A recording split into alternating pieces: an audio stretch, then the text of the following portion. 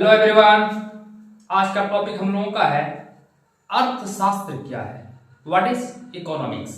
तो चलिए इस टॉपिक को हम लोग समझते हैं। देखिए, अर्थशास्त्र यह दो शब्दों से मिलकर बना है। अर्थशास्त्र दो शब्दों से मिलकर बना है, एक अर्थ प्लस शास्त्र। अर्थ का अर्थ होता है, अर्थ का मतलब होता है धन, और शास्त्र का मतलब होता है विज्ञान। तो इस अर्थशास्त्र का मतलब क्या हुआ? धन का विज्ञान। इसलिए अर्थशास्त्र को धन का विज्ञान कहा जाता है। इसका परिभाषा क्या हुआ कि सामाजिक विज्ञान की वह शाखा जिसमें वस्तुओं, सेवाओं के उत्पादन के विनिमय, वितरण एवं उपभोग का अध्ययन किया जाता है, उसे अर्थशास्त्र कहा जाता है। इसके जनक कौन है? अर्थशास्त्र के जनक सन 1776 में एडम स्मिथ ने अपनी पुस्तक an inquiry into the nature and causes of wealth of nations में अर्थशास्त्र को धन का विज्ञान कहा है। सबसे पहले धन का विज्ञान किस विद्वान ने कहा है?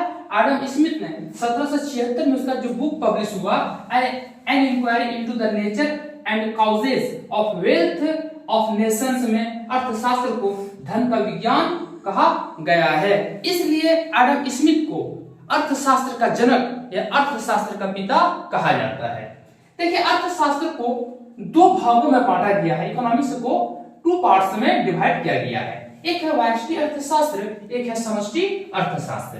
व्यष्टि अर्थशास्त्र किसको कहते हैं? देखिए, व्यष्टि अर्थशास्त्र के अंतर्गत, इसके अंतर्गत वैयक्तिक इकाइयों जैसे व्यक्ति, परिवार, फर्म, उद्योग एवं अनेक वस्तुओं व सेवाओं की कीमत आदि का अध्ययन व विश्लेषण किया जाता है, उसे व्यष्टि अर्थशास्त्र कहा जाता है। यानी अर्थशास्त्र को भी यहाँ दो भागों में बांटा है। दूसरा क्या है? समष्टि अर्थशास्त्र। समष्टि मतलब पूरा, सम मतलब क्या? सब। तो समष्टि अर्थशास्त्र, इसके अंतर्गत अर्थव्यवस्था का संपूर्ण रूप अध्ययन किया जाता है, जैसे कुल राष्ट्रीय आय, कुल उपभोग, कुल मांग, कुल पूर्ति, कुल बचत, कुल विनियोग और रोजगार इत्यादि का अध्ययन किया जाता है, उसे समष्टि अर्थशास्त्र कहा जाता है।